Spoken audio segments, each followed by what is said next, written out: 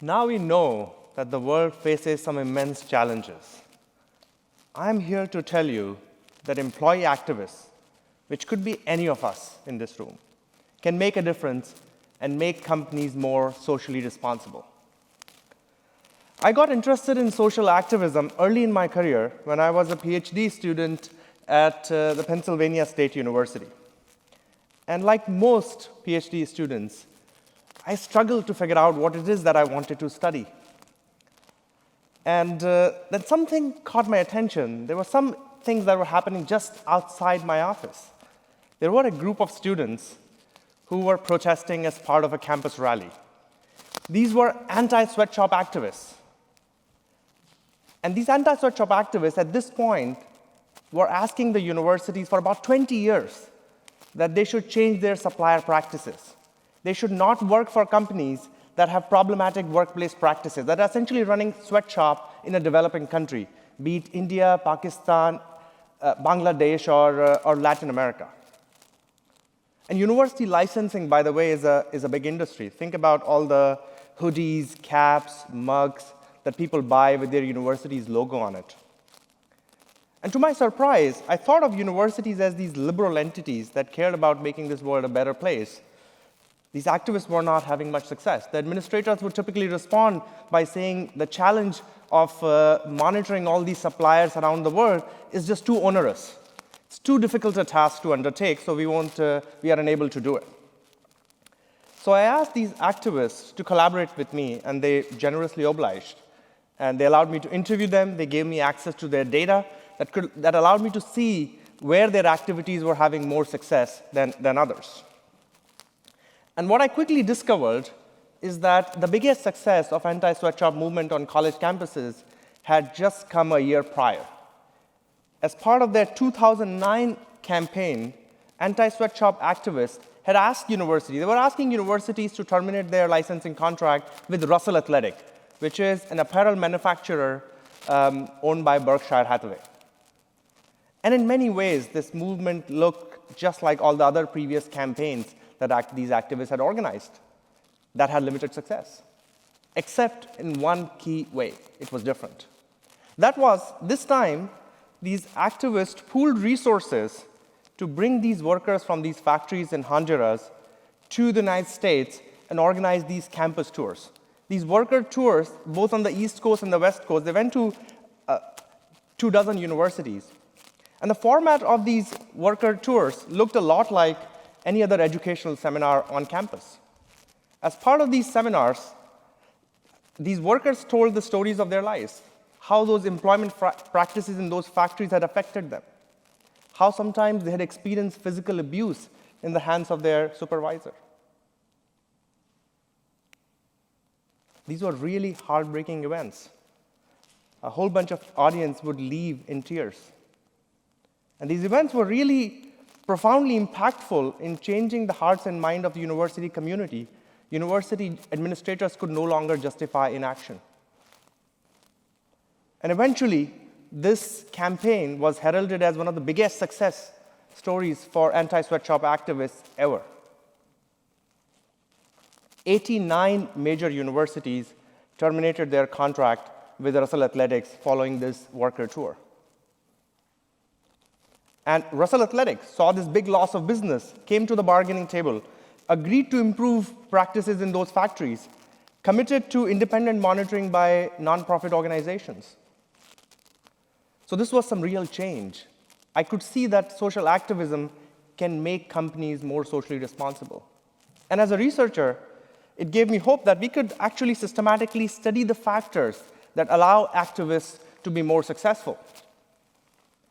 And then over the years, I have studied social activism on a wide variety of issues, be it climate change, be it gender pay equity, be it animal rights, or more recently, during COVID, worker safety in these meat factories. And this kind of activism is organized by a variety of activists, be it NGOs, students, sometimes shareholders, but one type that really stands out, that is employee activism. And employee activism is truly fascinating because it upends our understanding of the relationship between employer and employee. What it is that the employees want from their employers. We typically think it is financial rewards, it's some form of social recognition, a pat on the back. But what happens when employees and their employer disagree on an important social political issue? Employees have to think twice before engaging in activism, partly because they have a lot to lose. By speaking out against their employer, they could be labeled as troublemakers. They could lose their livelihood. They could inflict lasting damage on their careers. So employees have to be a lot more careful in how they go about pushing for change and use, on average, sort of softer, more persuasion-oriented tactics. And this tension is really well exemplified in the LGBT movement in corporate America, which started in the 70s and has gone on over several decades. And this movement is probably the biggest success stories of a movement in against corporations of my lifetime. And these activists knew that they could not be very confrontational. The primary organization that spearheaded this movement was called GLUE, Gay and Lesbian United Employees. And the self-stated goal of this organization was to help heterosexuals understand what it is like to be lesbian or gay at workplace. So a goal stated in really moderate terms. To achieve this goal, they would organize diversity workshops, they would distribute flyers. One of the innovative tactics they used is they created what they called the GLUE Family Album, which contained photos and biographical sketches of their members. The idea was to make everybody realize that they are just like all of us, to humanize the LGBT community. And this movement was such a big success that today it's hard to find a company that does not go out of its way to convey its pro-LGBT credentials. Now, since LGBT movement, we have seen a significant rise in activism on a wide variety of issues, be it sexual harassment at work, be it racial discrimination, and the scale of activism has increased drastically too. For example, just a few years in 2018, 20,000 Google employees organized a walkout to protest company sexual harassment policies. Never heard before. Just the following year, 9,000 Amazon employees put their names down on an open letter to the CEO and the board of directors, saying that the company has the scale and resources to do something about climate change, therefore it must. Even the age of remote work could not stop these activists. Facebook employees, hundreds of them, organized a virtual walkout when they were protesting companies' role in spread of disinformation online. And these are not isolated instances. A large-scale survey conducted by Weber and Chandwick suggested that 75% employees believe that it is their right to speak against their employer. Employees are right to speak against their employer. And in the same survey, 38% employees reported that they've already engaged in some form of activism. Now, all signs point to the trend that employee activism is here to stay. The question is, how can employee activists be more successful? Now, all these examples that I just gave are basically point to the reality that activism doesn't always succeed. Many of those activists did not actually get what they wanted. So I present to you 4 success strategies that have been backed up by a large body of research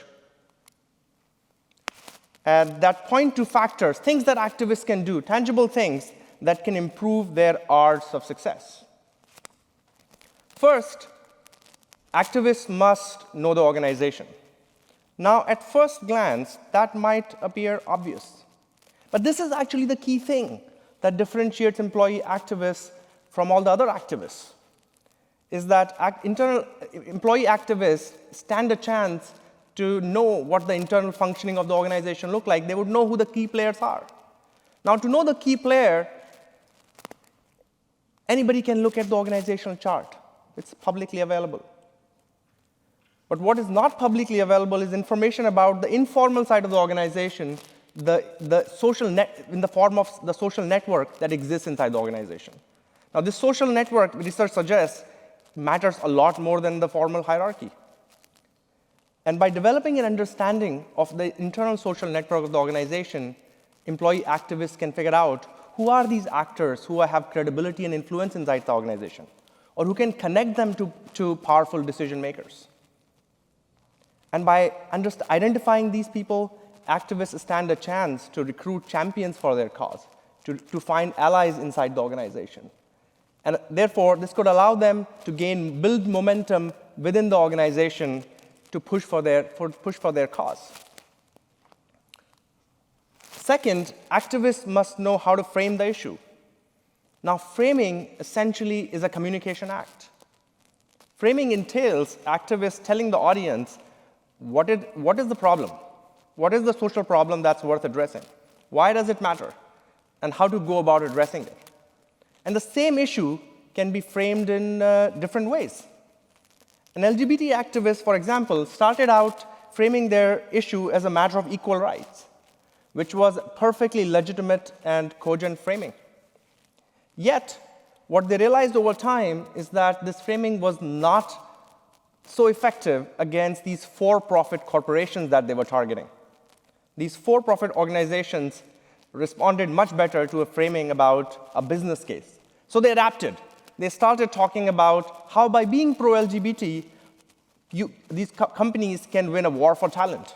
By being a pro-LGBT employer, they can recruit and retain employees who are more productive, who are more creative, and therefore it became all about bottom line. And this shift in framing corresponded to a huge rise in their success. So one of the things that these activists were asking for were health and medical coverage for their partners. In 1990, there wasn't a single company in corporate America that was offering these benefits, not a single major company. By 2005, half of Fortune 500 companies had started offering these benefits. So the lesson here is activists must understand who their audience is and frame the issue in a way that resonates with that audience. Third, activists must learn how to repurpose resources. Now, employee activists often have limited resources. They need to figure out how to put those limited resources to use in a creative way that allows them to further their cause. And these resources could take various forms. It could be about physical spaces. It could be about organizational processes, routines. To give you an example, one of the form of activism that scholars have studied is by surgical residents. And if you know anything about surgical residents, they work really long hours, often exceeding 80 hours a week. And they have so little time that they can't even get together to organize, to figure out how to push for change. And what researchers found in a few hospitals in Massachusetts, that these surgical residents started using their lunchtime, the time right before they have to go for a surgery, to get together and plan for action. So they would often use a surgery room right before an attending physician walks in to talk about how to push for a better employment practices. And these hospitals had a much higher rate of improving their workplace practices than all the other hospitals out there. Another example, Nike. Employees were asking the company to improve the way it selects its suppliers, and that was a difficult goal to achieve. They convinced the management to use an existing supplier evaluation form. This form was already evaluating all the suppliers based on quality, cost, and timeliness. They convinced the company to add a fourth metric, which was around sustainability. And this was so effective in getting suppliers to think about sustainability in their organizations that eventually Nike ended up branding it as a distinct index, which is now part of their sustainability efforts. So creatively repurposing resources goes a long way. Finally, activists must learn how to leverage benchmarks. Now, over the years, successful activists have realized one thing about corporations, is that a number of decisions are made not because those decisions are good, it's because other companies are doing it. Their competitors are doing it, the high-status peers are doing it. And that benchmarking is pervasive in corporate life, and it happens because it allows for a cognitive shortcut. It provides a social proof, which can serve as a substitute for hard data. So some activists, particularly those in the diversity movement, have leveraged this tendency by creating their own metrics and ranking these companies on those metrics and telling them that, hey, look at your peers who are outdoing you on these metrics. You are falling behind. You need to do better. So creating and leveraging these benchmarks have been a potent tool for activists to push for change inside companies.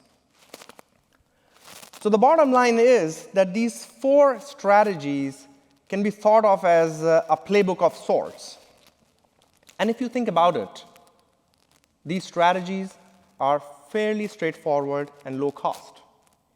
Yet, they can allow employees to get what they want without antagonizing their employer. In so doing, they can allow the employer and employee to come together to create social good.